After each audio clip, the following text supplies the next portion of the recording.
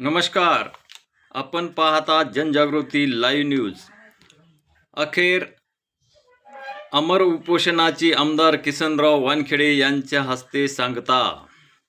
विविध सहकारी सोसायटी संस्था चातारीकडून उंचवड येथील शेतकऱ्यांना छत्रपती शिवाजी महाराज कर्जमाफी योजना 2019 यावेळी पुनर्गठन झाल्याने तसेच महात्मा फुले कर्जमाफी योजना यांचा लाभ मिळाला नाही. तसेच त्यामुळे 30 जून 2026ला होणाऱ्या कर्जमाफीमध्ये सुद्धा त्यांचे कर्जाचे रूपांतर झाल्याने त्यांना या योजनेमध्ये सुद्धा कर्जमाफी मिळाली नसल्याने शामराव लुमदे यांनी दिनांक 15/6/2026 रोजी विविध कार्यकारी सोसायटी संस्था चातारी यांच्यासमोर अमर उपोषण केले होते.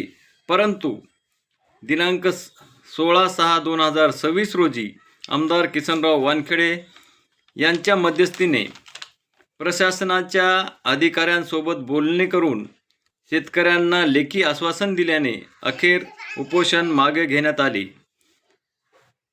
उपोषणस्थळी आमदार किसनराव वानखेडे, प्रेमानंद कदम, माधव माने,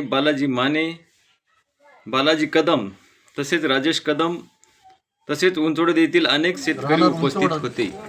यांनी ज्या मागणीसाठी आज उपोषण केलं होतं कालपासून, ते आज त्यांनी सोडलेलं आहे. शासन निर्णयाच्या अधीन राहून आणि राज्य सहकारी बँकेच्या धोरणानुसार, जिल्हा मध्यवर्ती सहकारी बँक यांच्या सूचनेनुसार आणि शासनाच्या आदेशानुसार आपण त्यांच्या ज्या काही मागण्या कायद्याच्या चौकटीत बसतील त्यानुसार आपण त्यांना निश्चितपणे त्या पुरविण्यात येतील आणि त्यांनी उपोषण सोडावं अशी आमच्या खात्याची आमदार साहेबांच्या सूचनेनुसार आम्ही विनंती करतो.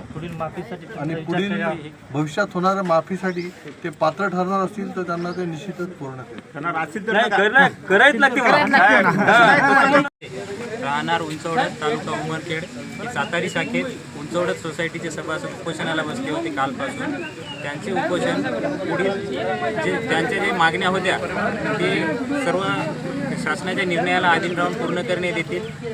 त्याच्यानंतर हे आपले कर्जदार सभासद नाहीत, परंतु त्यांच्या कुटुंबातली पत्नी कांताबाई शामराव लुमदे यांच्याकडे खरीप कर्ज 2018चे 8,000 झाले होते व ते रूपांतर 2019ला झाले.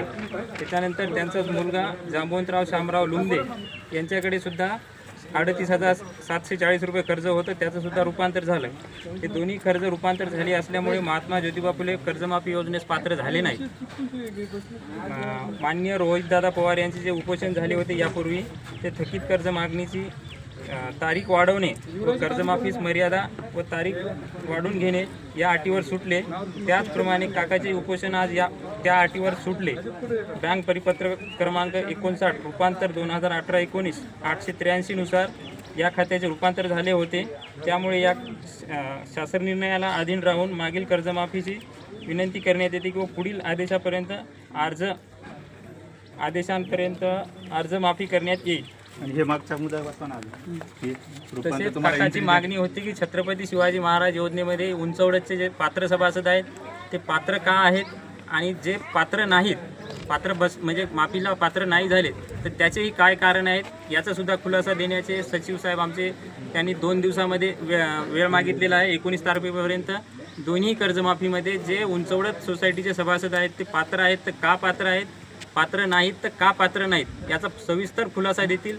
आणि यांच्या व्यतिरिक्त आजही आणखीनही काही जर मागण्या असतील तर ते आम्ही